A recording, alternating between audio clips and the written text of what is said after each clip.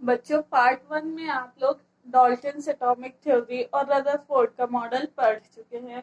अभी हम लोग पढ़ेंगे नील्स बोर का परमाणु मॉडल। जब डाल्टन्स एटॉमिक थ्योरी और रदरफोर्ड मॉडल आया तब हमारे पास केवल प्रोटॉन और इलेक्ट्रॉन दो ही कण थे।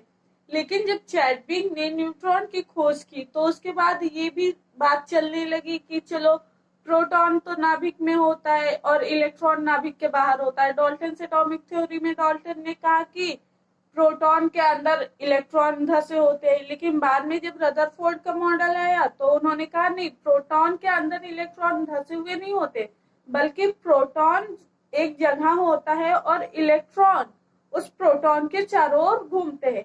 लेकिन उसके बाद जब नील्स बोर का परमाणु मॉडल आया तब तक एक और कण की खोज हो चुकी थी। उस कण का नाम था न्यूट्रॉन।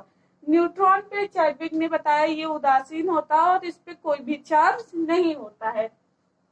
नील्स बोर के परमाणु मॉडल के कुछ पॉइंट थे। पहला ये था, परमाणु का समस्त द्रव्यमान एवं धनावेश उसके नाभिक में उपस्थित होता है। नील्स बोर ने बताया, जैसा कि डाल्टन्स एटॉमिक थ्योरी में कहा गया था कि ये एक परमाणु होता है, इसके चारों तरफ हर जगह पे प्रोटॉन पाए जाते हैं और इलेक्ट्रॉन इनमें धसे होते हैं।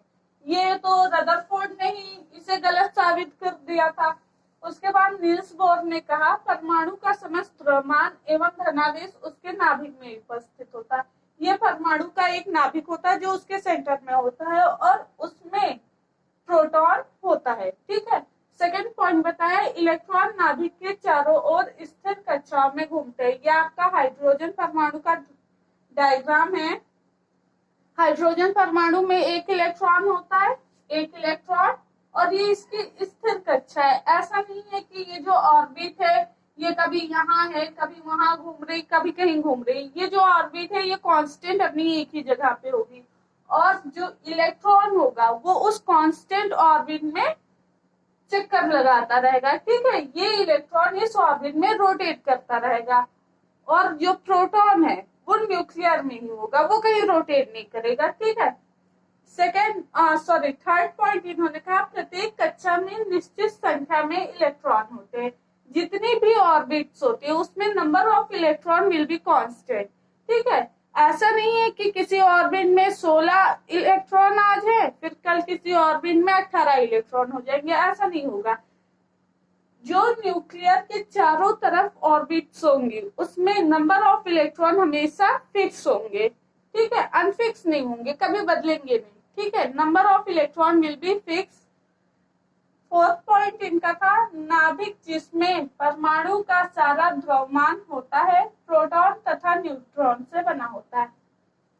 जब न्यूट्रॉन की खोज हुई, चैडविक जी ने जब इनकी खोज की न्यूट्रॉन की, तब ये हुआ कि चलो भाई, पहले रदरफोर्ड ने बता दिया कि प्रोटॉन एक जगह पे होता है बीच में और इलेक्ट्रॉन उसके चारों तरफ होता है।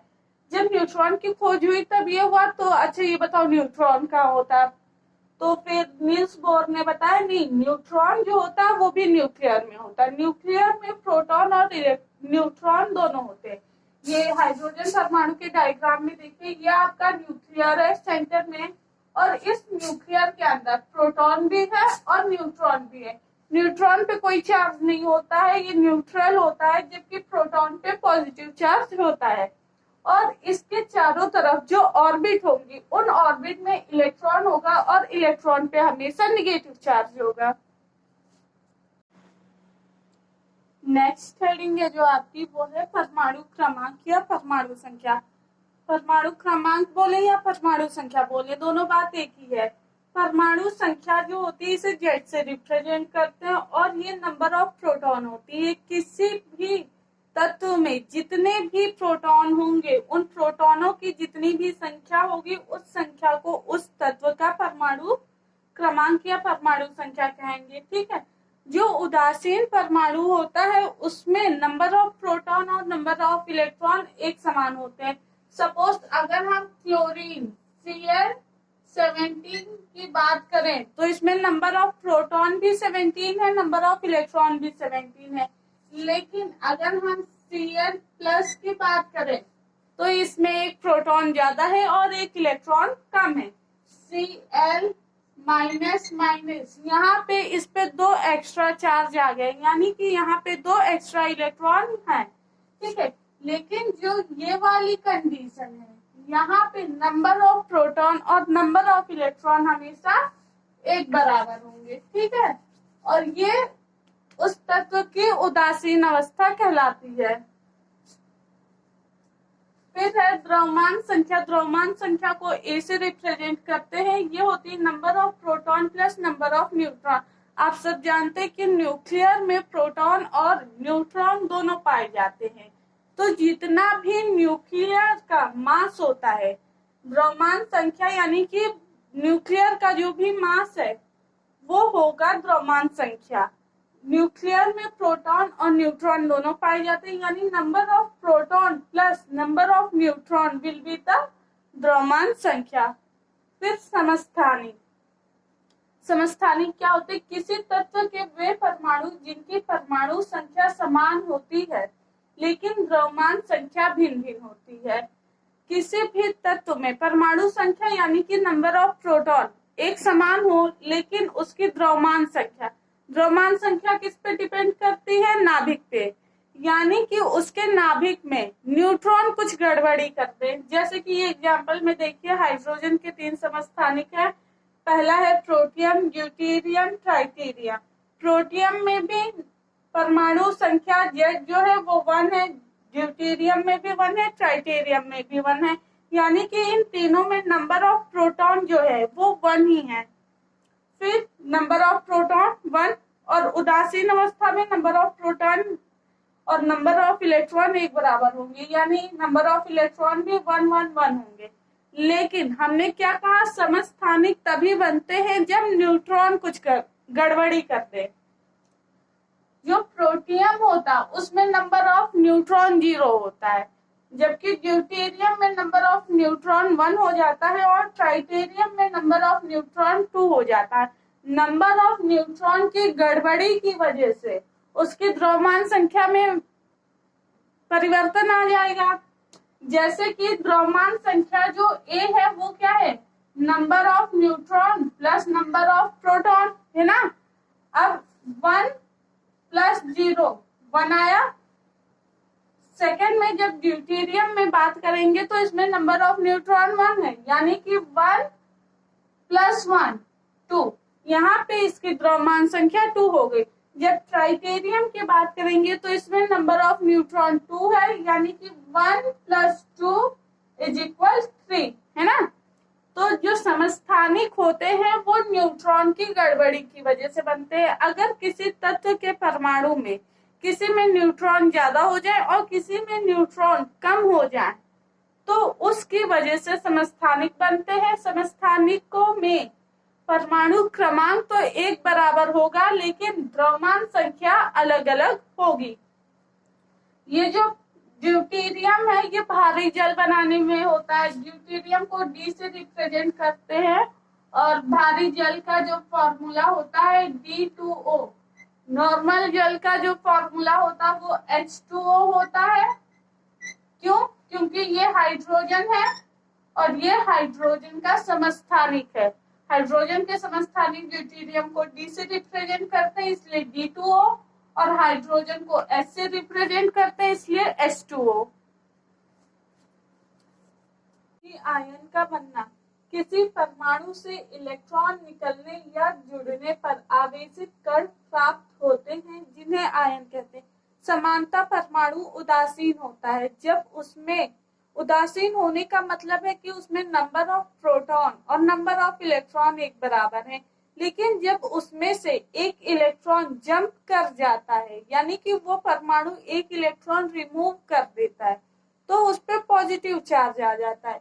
लेकिन जब वो एक इलेक्ट्रॉन को एक्सेप्ट करता है तो उस पर निगेटिव चार्ज आता है। जैसे कि ये देखिए एग्जांपल, सोडियम जो होता है, एक मिनट,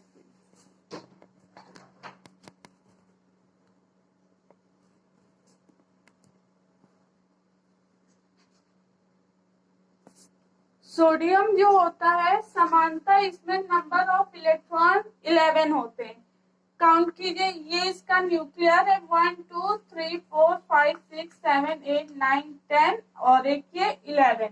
फर्स्ट ऑर्बिट में नंबर ऑफ इलेक्ट्रॉन 2 होते हैं, सेकेंड ऑर्बिट में नंबर ऑफ इलेक्ट्रॉन 8 होते हैं और थर्ड ऑर्बिट में 18 हो सकते हैं। मैक्सिमम 18 हो सकते हैं, मिनिमम 18 से नीचे भी हो सकते हैं। तो 1 2 3 4 5 6 7 8 9 10 एंड 11 समांतर सोडियम में 11 इलेक्ट्रॉन पाए जाते हैं। लेकिन जब ये अपना एक इलेक्ट्रॉन रिमूव करता है, माइनस मीन्स रिमूव, इसने एक इलेक्ट्रॉन अपना रिमूव किया तो अब इसके पास केवल 10 इलेक्ट्रॉन ही बचे, एक इसने रिमूव कर दिया तो ये सोडियम प्लस बन जाता है। यहाँ पे इसे ऐसे रिप्रेजेंट करते हैं, प्लस का साइन ऊपर लगा देते हैं। सिमिलरली ये क्लोरीन का है परमाणु, क्लोरीन में समानता 17 इलेक्ट्रॉन पाए जाते हैं। फर्स्ट ऑर्बिट में 2, सेकेंड ऑर्बिट में 8 और थर्ड ऑर्बिट में 8 या 8 से नीचे हम 7 चलेंगे। ठीक, थर्ड ऑर्बिट में इसमें 7 पाए क्योंकि 17 है, 2 8 10 और थर्ड ऑर्बिट में 7 इलेक्ट्रॉन, समानता इसमें 17 इलेक्ट्रॉन पाए गए। लेकिन जब इसने एक इलेक्ट्रॉन प्लस मतलब एडॉप्ट किया, एक इलेक्ट्रॉन एडॉप्ट किया तो ये बन गया Cl माइनस, यानी कि क्लोरीन के ऊपर अब निगेटिव चार्ज आ गया है। जो NaCl यानी कि सोडियम क्लोराइड बनने का प्रोसेस है वो ऐसा है। देखिए, पहले सोडियम के पास 11 इलेक्ट्रॉन, क्लोरीन के पास 17 इलेक्ट्रॉन, दोनों ने कोई बॉन्डिंग नहीं की, दोनों अलग अलग थे। जब दोनों पास आए, दोनों ने सोचा कि कुछ बॉन्डिंग बनाते, तो बॉन्डिंग ऐसे नहीं बनेगी। बॉन्डिंग के लिए किसी को एक इलेक्ट्रॉन अपना रिमूव करना पड़ेगा और किसी को इलेक्ट्रॉन अडॉप्ट करना पड़ेगा। सोडियम ने क्या कहा, मेरे आउटर मोस्ट ऑर्बिट में यानी कि जो बाहरी कक्षा है उसमें एक इलेक्ट्रॉन ज्यादा है, यानी कि मेरा इलेक्ट्रॉन रिमूव करना आसान है। सोडियम ने एक इलेक्ट्रॉन रिमूव कर दिया। क्लोरीन ने कहा मेरे आउटर मोस्ट ऑर्बिट में 7 इलेक्ट्रॉन है, अब मैं एक इलेक्ट्रॉन निकालूंगी नहीं, मैं एक इलेक्ट्रॉन को अडॉप्ट करूंगी, एक्सेप्ट करूंगी। तो क्लोरीन ने, जो सोडियम ने अपना एक इलेक्ट्रॉन रिमूव किया, क्लोरीन ने उसे एक्सेप्ट कर लिया और फिर बन गया NaCl। ठीक है,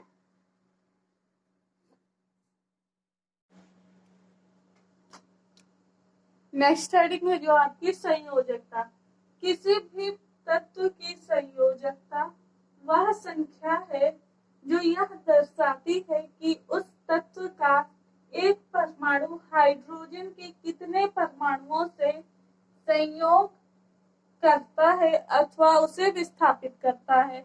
जैसे कि HCl हाइड्रोक्लोरिक एसिड है, इसमें हाइड्रोजन प्लस है, क्लोरीन माइनस है, यानी कि इसका मतलब है कि हाइड्रोजन ने अपना एक इलेक्ट्रॉन क्लोरीन को दे दिया या क्लोरीन के एक एक इलेक्ट्रॉन को विस्थापित कर दिया, यानी कि यहाँ पे क्लोरीन की अगर संयोजकता देखें तो वो 1 है। H2O यानी कि जल है, जो इसमें हाइड्रोजन की संयोजकता प्लस है, इसे ऐसे देखिए, हाइड्रोजन पे +1 होता है और H2 दिया है, यानी कि 2 बार H पे प्लस, यानी कि 2 प्लस हो गया ना। हाइड्रोजन पे यहाँ पे 2 प्लस है, इसे ऐसे या तो लिख ले, है ना। तो ऑक्सीजन पे क्या होगा, ऑक्सीजन पे 2 माइनस होगा, यानी कि ऑक्सीजन का एक परमाणु हाइड्रोजन के 2 परमाणुओं से संयोग कर रहा है। इसका मतलब कि ऑक्सीजन की संयोजकता जो यहाँ पे हुई वो 2 हुई। ठीक है,